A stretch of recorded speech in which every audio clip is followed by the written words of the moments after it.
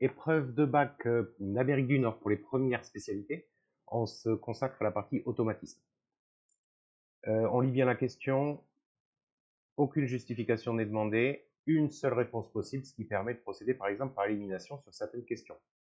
Le nombre 1 demi plus 3 demi fois 4 est égal à, on calcule comme au collège. 1 demi plus 3 demi fois 4, bien sûr, la multiplication est toujours prioritaire, ça ne va pas changer. 1 demi plus 3 demi fois 4, donc 3 fois 4 sur 2. Je préfère largement simplifier par 2 plutôt que d'effectuer 12 demi. On obtient 1 demi plus 6. 6, c'est 12 demi, on met au même dénominateur, bien sûr. 13 demi. Réponse B. Question 2. Le volume de la partie visible d'un iceberg est d'environ 10% de son total. Si la partie visible, on connaît et que ça fait 150 km3, quel est le volume du total? On panique pas, on donne un nom à ce qu'on cherche. Donc, soit X, bon, là je l'écris, mais vous n'avez pas à la justifier. Soit X, le volume total. L'info qu'on me donne, même si elle n'est pas dans le bon sens, c'est que 10% de X, c'est 150 km3. J'ai plus qu'à résoudre. C'est facile maintenant qu'on l'a écrit. Je peux même écrire 10% comme 0,1. Je divise de chaque côté par 0,1. Autrement dit, je multiplie par 10.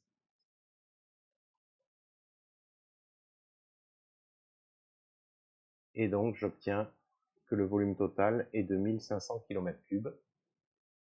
Réponse B. Le prix d'un article est multiplié par 0,845. Cela signifie qu'il a augmenté de 84%, augmenté de 15, baissé de 1, baissé de 15. Si je multiplie le prix par un nombre plus petit que 1, bien sûr, le résultat est plus petit que le prix initial. Si je le multiplie par un nombre plus grand que 1, ça sera lié à une hausse. Donc je calcule 0,845 moins 1, mon coefficient multiplicateur moins 1, et j'obtiens, je ne l'ai pas fait avant, moins 0,551. Et donc, ceci, c'est moins 15,5 sur 100. Autrement dit, l'article a connu une baisse de 15,5%.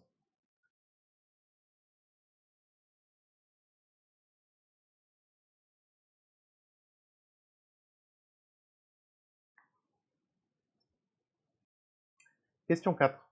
On considère la fonction a définie par a de x égale x plus 5 facteur de x plus 8. Quel est son tableau de signes? C'est le signe d'un produit. On fait donc un tableau de signes dans lequel on va étudier le signe de chacun des facteurs. Et après, on complétera pour le produit avec la règle des signes. X plus 5, sont vraiment sympas, il n'y a même pas de nombre négatif. La méthode la plus simple pour étudier le signe de chacun des facteurs qui est du premier degré, c'est de résoudre l'inéquation. Quand est-ce que x plus 5 est positif? Je soustrais 5 de chaque côté, c'est quand x est plus grand strictement que moins 5. Et exactement de la même façon, x plus 8, il est positif si et seulement si x est strictement plus grand que 8. Je mets mes valeurs particulières dans le tableau, je les mets surtout dans l'ordre, moins 8 étant inférieur à moins 5, j'obtiens ça, et je récapitule. Comme x plus 5 est strictement positif que pour les x plus grands que 5, ça signifie que ici, après 5, il est positif, et que le reste du temps, il est négatif.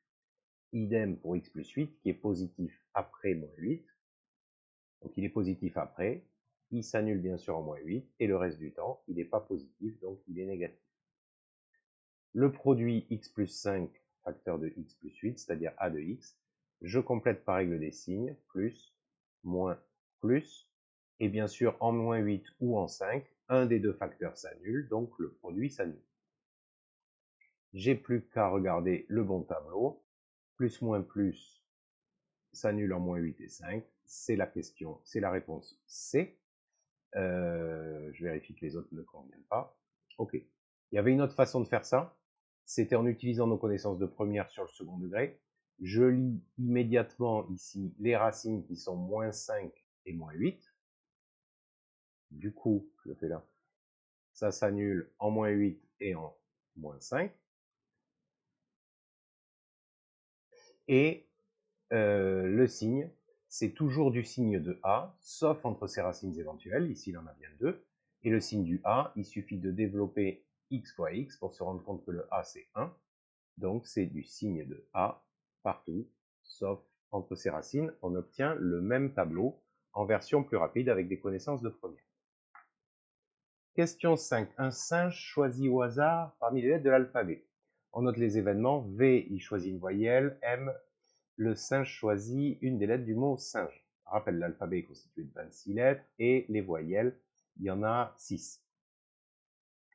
On note P de V sachant M, bien sûr, la proba qu'il choisisse une voyelle sachant qu'il a choisi une lettre du mot singe. On peut affirmer alors que P de V sachant M égale. Calculez. Donc je sais qu'il a choisi une des lettres du mot singe, à savoir une des 5 lettres de singe.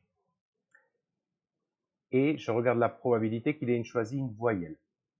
Il y a 2 voyelles dans le mot singe sur 5 lettres au total. Donc 2 cinquièmes, réponse B.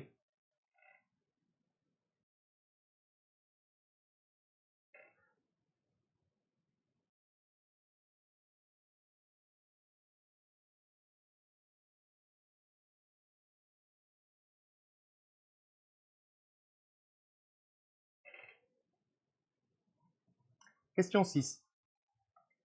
J'ai f une fonction affine. On a tracé la représentation graphique ci-contre. C'est bien sûr une droite. Une expression algébrique de f est. Alors, en fait, ça revient à lire l'équation réduite de ma droite, qui n'est pas verticale. Donc, elle est de la forme y égale à x plus b, ou mx plus p, si tu préfères. On lit directement la valeur de b ici, parce que c'est l'ordonnée à l'origine. Donc, ma fonction f de f, elle va s'écrire comme je sais pas quoi x plus mon ordonnée à l'origine. Déjà, ça élimine le b et c'est tout. Et ensuite, j'ai plus qu'à regarder le coefficient directeur de cette droite, le a ou le m, comme tu préfères.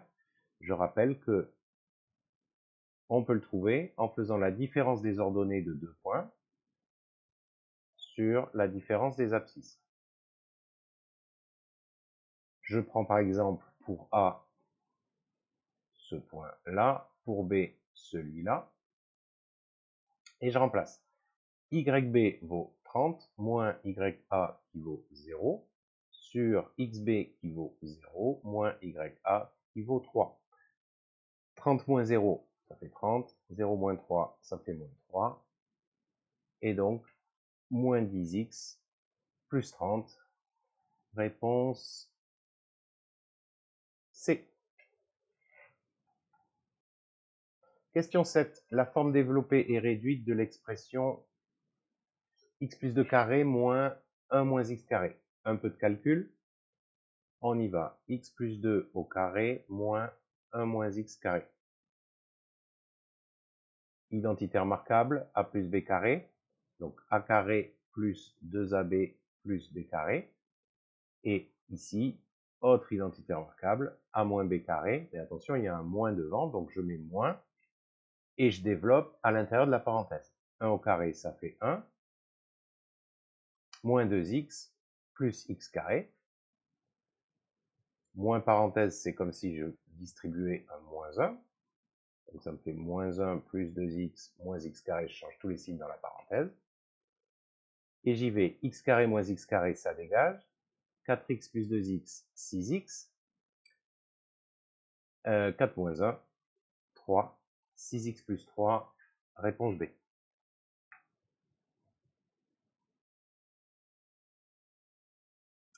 Question 8. Une équation qui admet combien de solutions et éventuellement les données. Alors si je regarde un peu et que j'imagine ça, c'est une équation du premier degré. Alors le fait d'admettre 2 solutions, ça va être compliqué, mais bon, on va le prouver. Et donc, je prends mon équation, 2 facteurs de x moins 4 moins 2x plus 1 égale 0. Et je vais résoudre. Pour ça, je vais développer le côté gauche. On y va. Je distribue 2x moins 8 moins, même remarque qu'au-dessus, moins 2x moins 1 égale 0. Ah, les x s'en vont et il me reste moins 9 égale 0. Faut pas que ça te déstabilise. Ici, ça veut dire que cette égalité, elle est vraie en même temps que celle-là. C'est le sens de ces symboles équivalents.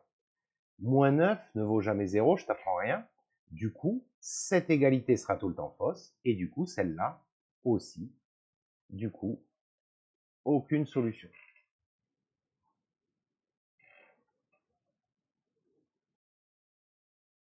Dernière question. On considère le nombre réel E égale je sais pas quoi, avec des puissances, et on peut affirmer que E est égal. Je le réécris. E égale 2 fois 3 au carré sur 27 fois 2 au cube. Je rappelle que 27, c'est 9 fois 3, c'est-à-dire 3 au cube.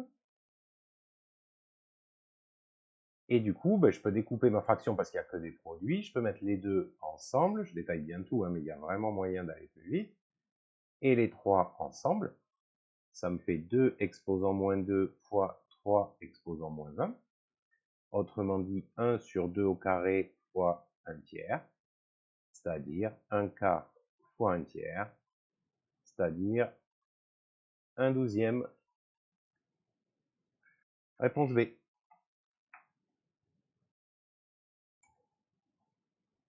Et c'est fini. Je voulais faire un live tout à l'heure, j'ai des problèmes de connexion, donc j'ai pas pu le faire. Désolé à ceux qui voulaient suivre. Je fais ça et je verrai comment je peux faire pour résoudre mon problème. À la prochaine, ciao.